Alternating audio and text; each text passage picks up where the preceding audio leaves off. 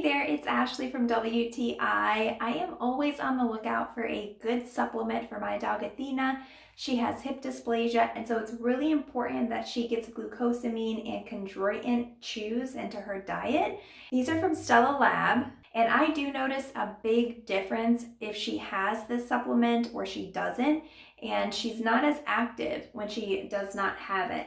So I give her 4 soft chews a day, and that is 1,000 milligrams of glucosamine.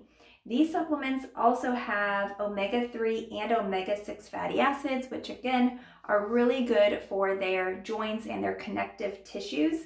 These also provide antioxidants to help support their joints. And I really have to say that overall, she loves these. It's more like a treat for her. She does not know this is a vitamin. She absolutely enjoys getting it, and it really helps with her mobility. So if you need a supplement for your dog, then I would highly recommend these from Stella Lab, but that is just my point of view.